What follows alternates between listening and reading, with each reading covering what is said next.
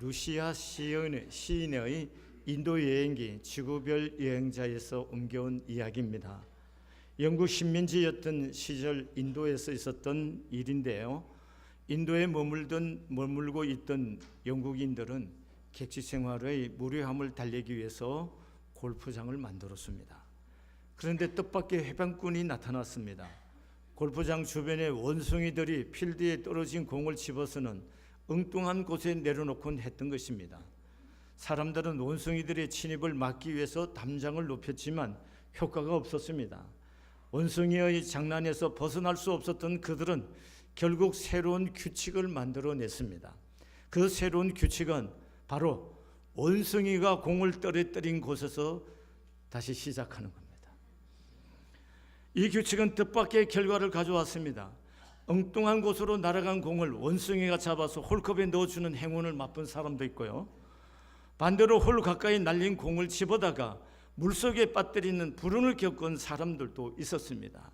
그러니까 대부분의 사람이 그 골프장에 공을 치다 보면 어느 날은 불운을 겪기도 하고 어느 홀에서는 행운을 겪기도 했습니다. 문제는 행운을 겪었을 땐 다 기분이 좋지만 불운한 일을 당했을 때 홀컵까지 붙였는데 원숭이 물에다 집어넣었을 때 얼마나 마음에 화가 나겠어요. 그럼 문제는 뭐냐 하면은 불운을 겪었을 때 어떤 태도를 갖느냐, 이게 중요하다는 겁니다. 이것을 여러분 스티븐 코비라는 사람이 90대 10이라고 하는 원칙의 글을 써서 우리에게 설명합니다. 타임즈에 미국에서 가장 영향력 있는 25명 중에 한 사람 속한 사람이 바로 스티븐 코비라는 사람이에요. 이 사람이 이런 일에 대해서 90대 10 원칙이란 책을 냈는데요. 무슨 얘기냐? 여러분 오늘 교회 오시면서 차 타고 오셨죠? 걸어오신 분도 계시겠지만, 근데 급작스럽게 어떤 친구가 확 끼어들었어요. 그 순간에 기분이 확 상해갖고 경적을 빵빵빵 울린 분들도 계실 겁니다. 내리고 아시죠? 그렇게 하신 분들도 계실 거예요. 그런데 저 친구 오늘 무지양 바쁜가 보다, 오늘 편히 잘 보내줘야지 하고 마음에 아무 동요 없이 그냥 오늘 교회 차를 끌고 오신 분들도 계실 거예요. 자, 그 친구 끼어드는 것은 내가 어떻게 막을 수가 없잖아요. 그렇잖아요. 그게 10이라는 겁니다. 우리가 세상을 살아가는 동안에 만날 수 있는 10에 속한 것이 바로 끼어드는 것처럼 끼어드는 겁니다. 내가 어떻게 할 수 없는 상황. 그런데 끼어들었을 때 반응하는 나, 이것은 90에 속한 거라는 거예요. 내가 어떻게 태도를 가지냐, 어떤 태도로 반응하느냐에 따라서 하루 종일 질 수 없고 기분 나쁘고 되는 일이 없고 사람들한테 불쾌감을 주는 그런 삶을 연속으로 하루 종일 만들 수도 있고, 전혀 아니게 기분 좋게 그냥 하루를 해피하게 보낼 수도 있다는 거예요. 그건 전적으로 내가 뭐 하는 거예요? 반응하는 내 선택에 달렸다는 겁니다. 여러분, 오늘 호르산을 떠나 출애굽 40년이 경과된 시점에서 모세와 그 다음에 여호수아와 갈렙 정도의 사람들만 남고 20살 정도 이상의 사람들은 거의 다 광야에서 별세했습니다. 그러면 지금 이 시간에 모세와 함께 이동하는 사람들은 거의가 어떤 사람들이냐? 광야에서 새로 태어났거나 애굽에서 20세 미만의 사람들, 신세대 이스라엘 사람들입니다. 이 신세대 이스라엘 사람들이 바로 호르산을 떠나서 직접 에돔 땅을, 에돔이 어디냐면은 여러분이 성경에 보면 사해라고 나오는 지도 있죠. 사해. 요단 갈릴리 호수를 지나서 요단강이 쭉 흘러요. 쭉 지나서 거기에 사해가 있습니다. 그게 물이 내려가지 않고 고여 있는 곳이에요. 그 밑을 장악하고 있는 부족들이 누구냐? 에돔 족속들이었습니다. 그럼 거기에는 어떤 길이냐? 왕의 길이라 해서 그쪽으로 해서 북쪽으로 쭉 올라가는 아주 좋은, 요즘 말은 고속도로 같은 길이 있었습니다. 그게 왕의 길이라고 합니다. 근데 그걸 통과하려고 하니까 야, 우리가 길만 똑바로 가겠다. 만약에 우리나 짐승들이 물을 마시거나 뭔가 해를 끼치면 그 값을 지불하겠다. 그렇게 말을 했는데도 불구하고 에돔 왕이 완강하게 거절을 합니다. 그래서 군사들을 데려와서 길목에 딱 섰어. 너무 많은 군사들이 와서 하니까 이스라엘 사람들이 요즘 어떻게 할 수가 없었습니다. 그래서 불가피하게 뭐예요? 이 밑에 홍해에 있는 길로, 광야길로 걸어서 이렇게 다시 빙 돌아서 돌아가는 길을 가게 됩니다. 근데 그 길이 좋았고 평탄했으면 얼마나 좋았겠어요. 근데 광야길에다가는 돌멩이가 있고 울퉁불퉁하고 부녀자들도 있고 아이들도 있고, 그러니까 이스라엘 사람들이 그 길 때문에 마음이 상해져 버린 거예요. 얼마든지 상할 수 있는 거죠. 당연히 상할 수 있다고 생각합니다. 여러분과 저도 어떤 불쾌한 일을 만나고 내 삶에 계획했던 것들이 좌절당하거나 내 인생에 기대했던 그 열매를 맺지 못했을 때 오는 절망감과 속상한 마음들이 얼마든지 있을 수 있는 거죠. 근데 문제는 뭐냐 하면은 그 속상한 마음에 멈추지 않았다는 거예요. 자, 5절 보시겠습니까? 시작. 백성이 하나님과 모세를 향하여 원망하여되 어찌하여 우리를 애굽에서 인도하여 내어 이 광야에서 죽게 하는가? 이곳에는 먹을 것도 없고 물도 없도다. 우리 마음이 이 하찮은 음식을 싫어하노라 그랬습니다. 자, 지금 길이 왕의 길, 좋은 평탄한 길 아닌 울퉁불퉁하는 광야 길을 걸어서 먼 길을 돌아서 간다는 겁니다. 거기에는 지금 걸어서 가는 겁니다. 피곤하고 힘겨울 수 있어요. 근데 먹을 것이 없는 것도 아니고 거기에는 하나님이 그들을 죽이려고 그들로 데려가는 길도 아닙니다. 그런데 이들의 반응이 굉장히 부정적이고 격한 반응을 보이고 있음을 볼 수가 있습니다. 여러분과 제가 삶을 살아가는 동안에 우리가 우리에게 만나진 사건에 대해서, 문제에 대해서, 사람에 대해서 필요 이성으로 부정적이고 격하게 반응할 수도 있고, 전혀 좋은 반응으로 문제를 해결해 가서 그 사람과 도리어 좋은 관계가 되는 거고, 또 도리어 만났던 문제를 통해서 내 인생의 새로운 길을 모색해 갈 수도 있습니다. 여러분, 한 젊은 사업가가 버진 아일랜드행 비행기에 탑승하기 위해서 푸에르 토리코 공항에서 기다리고 있었습니다. 하루에 하나뿐인 비행기를 항공사가 일방적으로 취소해 버렸습니다. 그날 비행기를 못하면은 그날 하루가 엉망진창이 될 것은 말할 것도 없고, 또 자신의 사업이 위기에 빠질 수도 있었습니다. 그런 큰 손해를 눈앞에 두고 흥분할 만하지 않아요? 여러분 어떻게 생각하세요? 저는 내 기질을 봤을 땐 분명히 사무실을 달려갔을 거고 격하게 얘기했을 거고 소리를 질렀을 거나, 또 그 사람 반응 봐서 책상을 들었다 놨다 몇 번 했었거나 그랬을 것 같아요. 그런데 이분은요 그렇게 하지 않았어요. 이 젊은 친구인데, 젊은 사업가는 공항 데스크로 가서 비행기를 전세 내는 비용이 얼마나 되는지 물었습니다. 그리고 휴대용 칠판을 빌려서 이렇게 썼습니다. 버진 아일랜드행 비행기 좌석 있습니다. $39. 그리고 공항 로비에서 사람들이 돌아오는 그 로비에서 이걸 들고 있었습니다. 그런데 그는 금세 비행기 임대 비용을 충당할 만큼 좌석이 팔렸습니다. 그리고 제 시간에 집으로 돌아왔다는 겁니다. 화를 내고 격하게 반응하고 씩씩거리고 막 하루 종일 이 인간들 때문에 내가 오늘 하루 종일 시간을 망쳤고 돈을 망쳤고 사업이 어때되고 군시는 되고 이렇게도 할 수 있는데도 불구하고 뭐예요? 다른 선택을 했다는 거예요. 전세 낸데 얼마니? 그러니 야, 칠판 좀 빌려줄래? 그 칠판에다 버진 아일랜드행 비행기 좌석이 있습니다. 한 좌석에 $39. 그렇게 해서 충분히 뭐예요? 비행기를 전세를 내서 평안하게 안전하게 제 시간에 올 수가 있었어요. 여러분, 버진 그룹의 창업자 리처드 브랜슨 회장의 이야기입니다. 이 경험이 그가 10년 뒤에 버진 항공이라는 새로운 사업을 시작하게 된 계기가 되었다는 거예요. 여러분, 그 사건이 없었다면 아마 버진 항공을 사업을 시작하는데 좋은 아이디어를 제공하지 못했을 거예요. 그러나 그 불쾌했던 기분, 그 황당했던 그 사건을 통해서 10년의 그 사업을 시작해 갈 수 있는 계기가 되고 모티브가 되었다는 것입니다. 여러분, 어차피 돌이킬 수 없는 상황이라면 화를 내고 짜증을 부린들 무슨 소용이 있겠습니까? 어떻게 그 상황을 타개할 것인지 방법을 모색하는데 에너지를 쏟는 것이 현명한 일이 아니겠습니까? 그런데 오늘 이스라엘 백성들은 아주 극하게 반응합니다. 그냥 돌아가는 겁니다. 길이 험한 것뿐이에요. 그런데 이들의 고백을 한번 보시겠어요? 5절 다시 보겠습니다. 시작.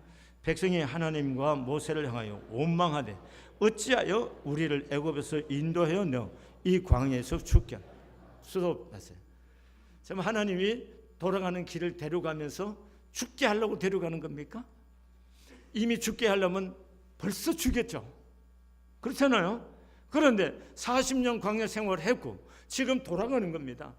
에돔 사람들이 아주 격렬하게 반대를 하니까 단순히 좀 먼 길을, 좀 불편한 길을, 그 광야 길을 좀 돌아가는 거예요. 그런데 길이 험하다고 말하는 것이 아니고 근본에 대한 얘기하는 겁니다. 하나님, 우리가 언제 애굽에서 우리를 구해달라고 한 적이 있습니까?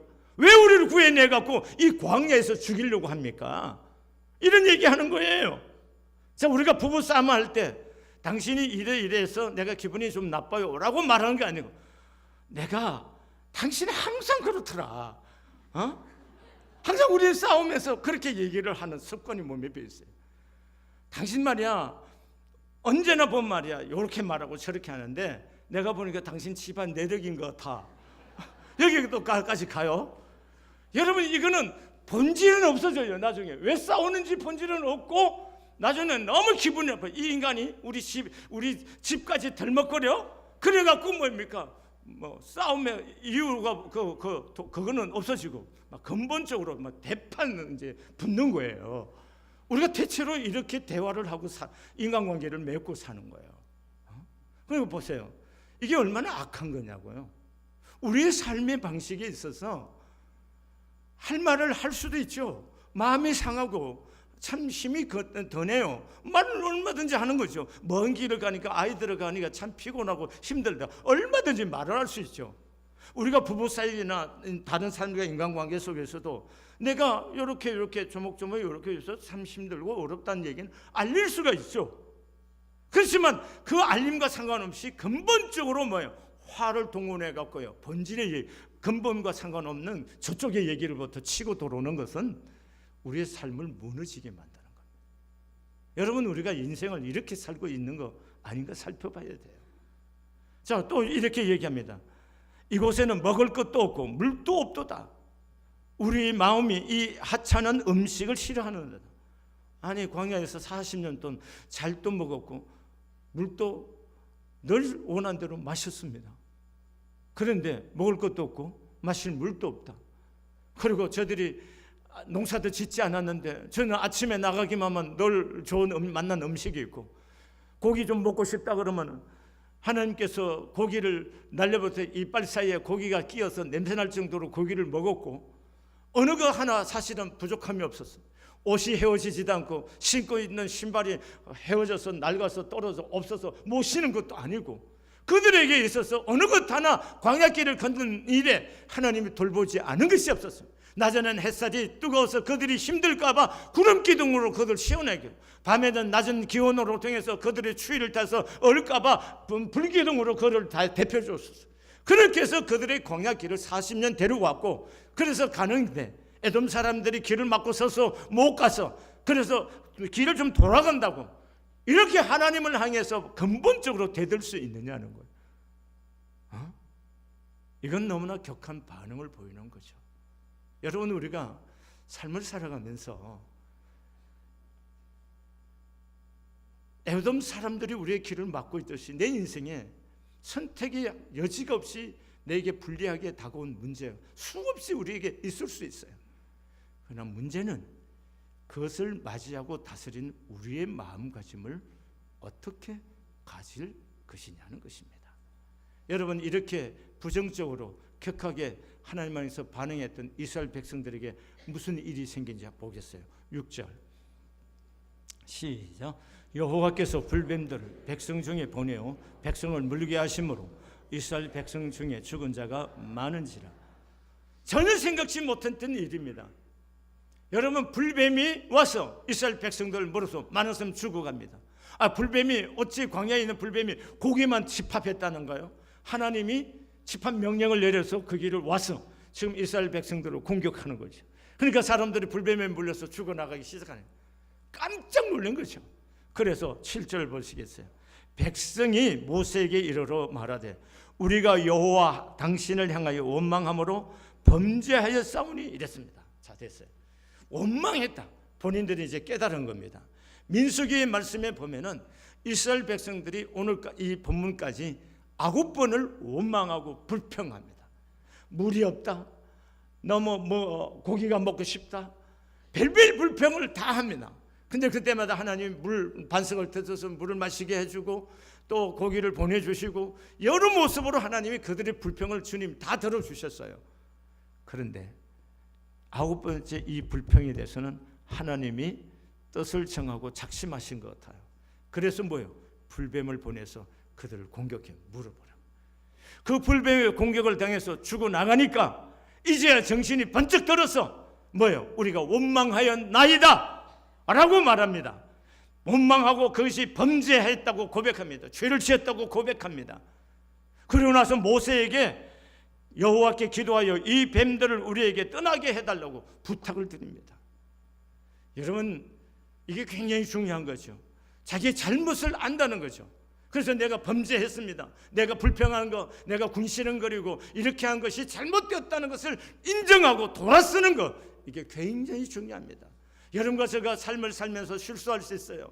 우리가 나도 모르는 사이에 몸에 밴 이 군시렁거림, 불평함이라든가 권위에 대해서 도전하는 거라든가 얼마든지 가질 수 있는 태도들이에요. 그러나 이것이 죄라는 것을 깨닫고 회개하고 돌아선다는 것, 이게 굉장히 중요한 겁니다. 아멘이십니까? 여러분, 이걸 통해서 모세가 기도를 합니다. 그래서 모세 하나님께서 기도할 때, 모세가 기도할 때 하나님께서 모세에게 구리뱀을 달아서 장대에 높이 매달으라고 했어요. 구리뱀을 매달고 불뱀에 물린 사람마다 쳐다보라고 그랬어요. 여러분, 이 중에도 본 사람이 안 본 사람이 있을까요, 없을까요? 이스라엘 백성들 중에 자기 신념이 너무 확고하고 자기 지식이 확고하고 자기 경험이 절대화된 사람들은 봤을까요, 안 봤을까요? 안 봤죠. 아니, 불뱀에 물렸는데 장대에 매다는 노뱀을, 구리뱀을 쳐다보면 낫냐? 맞죠. 그런데 구리뱀이 낫는 것이 아니에요. 구리뱀을 만들어서 장대에 달고 쳐다보라고 하신 하나님의 약속의 말씀이 그들을 치유하는 거예요. 여러분과 제가 죄를 짓고 사는 사람들이에요. 이 죄가 어떻게 사해진다는 겁니까? 이것은 십자가에 매달리신 예수 그리스도의 피값으로만이 죄가 사함을 받는다는 하나님의 약속을 우리가 믿기 때문에 여러분과 제가 죄의 사함을 받은 것이고 여러분과 제가 하나님의 아들과 딸로 거듭난 것이에요. 우리가 굉장한 사람이기 때문에 아니다는 거예요. 하나님의 약속의 말씀대로 십자가에 달리신 예수님을 바라보고 그 예수님을 나의 구주로, 나의 주인으로 믿음으로 고백하고 입술로 시인할 때, 마음으로 믿고 입으로 시인할 때 그분이 나의 구원받는 그분이 허락한 죄사함과 구원의 역사가 내 안에서 일어나는 겁니다. 오늘 이스라엘 백성들도 동일하는 겁니다. 그래서 하나님께서 구리뱀을 들라고 한 거예요. 이 사건을 경험하고 난 다음에 이스라엘 백성들이 편안히 요단강가의 기슭까지 갑니다. 저는 이렇게 묵상해 봤어요. 여러분, 만약에 이스라엘 백성이 에돔 조속들이 왕이 되도록 길을 열어줘서 평안하게 요단강까지 왔었다면은 이스라엘 백성들에게 요단 강물이 물이 엄청 흐를 때 거기에 법궤를 메고 들어가라고 했을 때 법궤를 메고 들어갔을까? 또 한 가지 생각해보세요. 요단강 여리고성을 하루에 한 바퀴씩 돌고 7바퀴 돌라고 했을 때 아무 말 안 하고 그들이 돌았을까? 의문을 가져보는 겁니다. 여러분, 가는 길이 험하고 힘겨웠지만 그 먼 길을 광야길을 돌아가는 동안에 그들과 함께 하신 하나님을 그들은 경험했어요. 불뱀에 물려서 그들이 고통받는 가운데 또 녹뱀을 쳐다봄을 통해서 하나님의 구원을 보았고 하나님의 함께 하신 것을 목도하고 경험한 사람들이에요. 그 긴 시간 동안 돌아가면서. 그렇기 때문에 요단강 앞에서 물이 넘치는 그 시간에 법궤를 메고 들어가라 할 때 하나님의 약속을 말씀대로 법궤를 메고 들어갈 수가 있었고, 하루에 한 바퀴씩 여리고 성을 돌러 할 때 그들은 그 주의 말씀대로 여리고 성을 돌 수가 있었어요. 여러분, 우리가 가는 길이 내 원대로 안 되고 내 기대감이 다 무너져서 정말 화나고 마음에 상처가 되고 예수 믿는 거 다 때려치우고 싶은 순간이 올 때도 있습니다. 그런데 그것이 있기 때문에 성숙한 그리스도인으로 성장해 가는 거고, 하나님의 사람으로 쓰임을 받는 사람이 되어갈 수 있다는 거예요. 그냥 편안하게만 가고 아무 일 없다면 그거 어디다 쓰겠습니까? 어느 고난이 있기 때문에, 문제가 있기 때문에, 그리고 그 가운데 하나님의 함께 계시는 그 은혜를 경험했기 때문에 하나님의 쓰심에 준비되어 갈 수가 있습니다. 사랑하는 교회 여러분, 미국에 있었던 이야기 하나를 하려고 합니다. 미국이 낳은 세계적인 인물 중에 제인 아담스라는 분이 있습니다. 1860년에 태어나서 1935년에 별세하신 분인데요.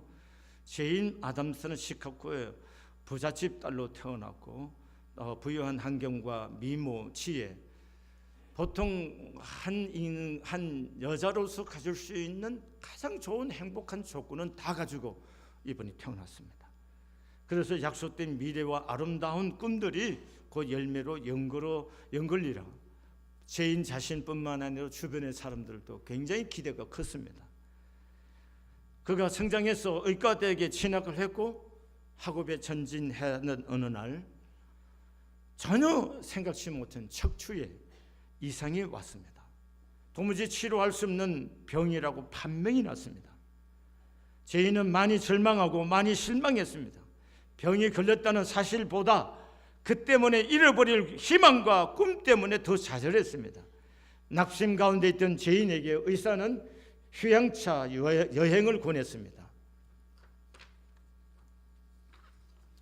그래서 제인은 몸도 몸이지만 마음이 너무나 황폐했기 때문에 의사의 권면을 받아들여서 유럽을 여행하던 중에 영국에 있는 어떤 빈민가를 방문하게 되었습니다. 그 빈민가에서 헌신적으로 가난한 아이들과 어려운 환경에 있는 빈민을 돕는 사람들을 보면서, 그 장면을 보면서 제인은 하나님의 음성을 듣는 겁니다. 바로 그 순간 제인은 이것이 하나님께서 나를 세상에 보내신 이유라는 것을 깨닫게 됩니다. 나를 이 세상에 보내신 하나님의 목적, 이유가 뭔지 그 가난한 사람들, 돕고 있는 사람들 보면서 하나님의 음성을 분별하게 됐던 겁니다. 제인은 미국으로 돌아와 시카고 빈민굴로 들어갔습니다. 허름한 집을 사서 개조한 후에 고아와 가출 소녀들을 돌보면서 그를 가르쳤습니다. 그들의 가난이 불행이 되지 않도록, 그들의 버림받음이 한이 되지 않도록 가르치고 양육했습니다. 그 와중에 제인은 척추병으로 75세로 죽을 때까지 그 질병을 앓고 고생을 했습니다.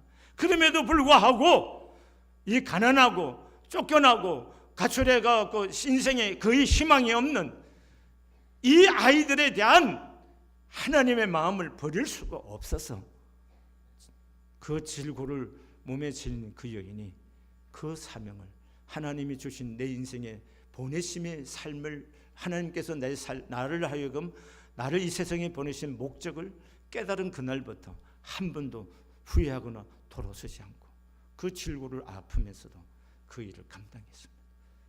왜 그런 건가요? 우리는요, 건강하게 살든 또 병을 들어서 조금 고통 중에 살든 어쨌든 한 번 가는 겁니다. 여러분, 제인은 1995년에 별세하는데 35년에 별세하는데 1931년에 세계 노벨 평화상을 받습니다. 하나님도 아시지만 세상도 아는 거예요. 아멘이세요? 여러분, 우리가 병이 들었든 건강하든 우리 인생은 긴 거 아닙니다. 우리 다 가는 겁니다. 가는 거고, 여러분과 제가 여기서 돈을 많이 갖고 부자로 살고 굉장한 것을 누리고 살든 그렇지 못하고 평범하게 살다 가든 어쨌든 여러분과 저는 여기에 영혼이 있지 않는다는 것만은 분명한 것입니다. 그렇다면 우리들의 남은 생애를 어떻게 살 것이냐는 거예요. 내게 오는 인생의 많은 문제들 앞에 나는 어떻게 반응할 것이냐는 거예요.